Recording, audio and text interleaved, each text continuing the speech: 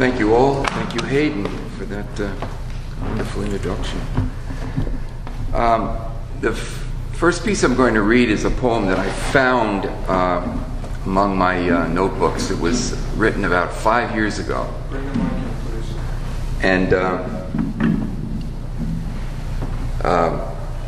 I'm going to read it now for the first time in 5 years. It's called Soon Enough.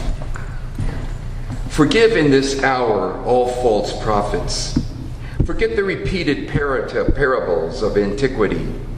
Place no credence in the expanded exaggerations of cloistered clergymen. Do not be confused about the hard belief in what is always spoken. Do not mourn the scholars in their towered lairs or the dispossessed in their dream states. Do not be concerned with the random thoughts that arrive daily at the most inopportune moments, like bottle flies alighting on the wedding table.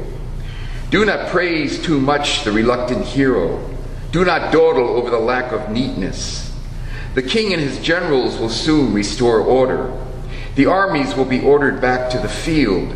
The streets again will be swept and hosed. Soon enough the gates will be closed and the last of the wise men sent marching to the hills. Soon enough the ignorant will be enthroned, hallowed, and perfumed. Soon enough they will burn the libraries.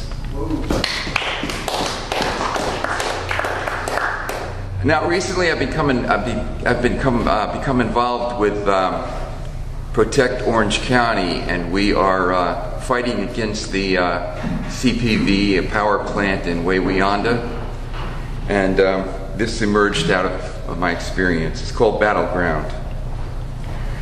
We of noble intention and righteous rage march in ragtag file the narrow verge of County Road.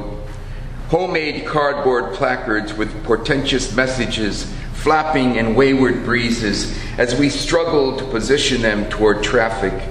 Our slow progress made like prisoners in the round, rain spitting at our faces, our untamed voices raised in song filched from Woody Guthrie, with new lyrics fitted to our own occasion. No one in our number under 50, we call up elements of our DNA for will to drive us on. We of the chaotic 60s who stood against the rule of power, and now, like refugees of a fallen past, slouch on. Our strength, the strength of those warriors who have gone before, who won with words and blood all that we now in haphazard fashion validate. The constant struggle of common people, a rebellious collective fist of opposition launching on this ersatz battleground a bee-sized blow against the empire.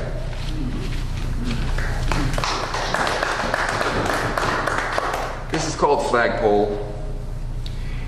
In the calm, pastel-colored 50s, our neighbors put it up in their backyard, tucked in a corner behind a swing set and a forsaken bird bath, as if they had accepted its purpose would never be fulfilled.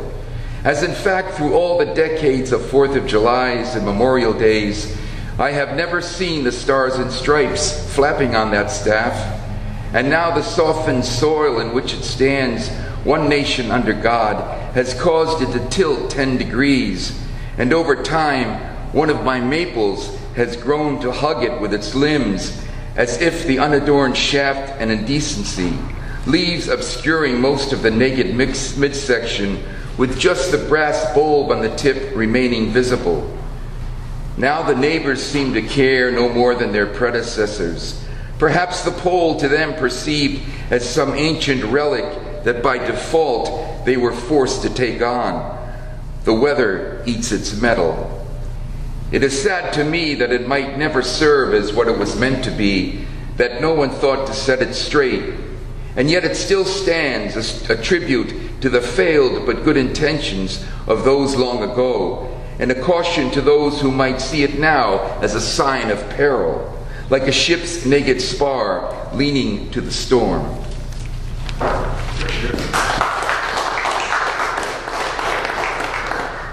This is Fugitive. You can go to California for your dreaming, or south for collard greens and shrimp po' boys, or north for lobster lathered in butter, or across to the shores of Portugal for classic port. You can go all the way to India to be enlightened, but there's no getting far from your special fears, no refuge from the confines of self. You can always take on another name, you can always change your clothes, but sooner or later your voice will betray you. Your sham smile will waver with the wind, and if not these, surely then your grieving heart will give you up.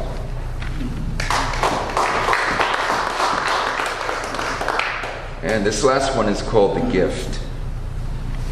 Just being alive, we enliven history, giving corporeal substance to all those who came before, living proof of who they were, what they did.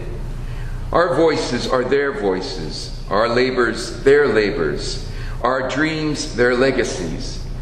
Walk outside into any weather and you will be repeating a great event, a simple prayer in its own right. Your action is lesson.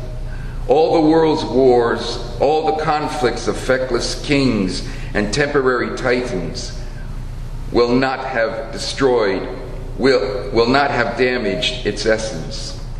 In the street you will come away from the crowd while still caught in its midst. Every person will see you as themselves, see what you carry inside as seed, a small thing in the flesh our forebears bequeathed, a gift we each can now not help but give. Thank you.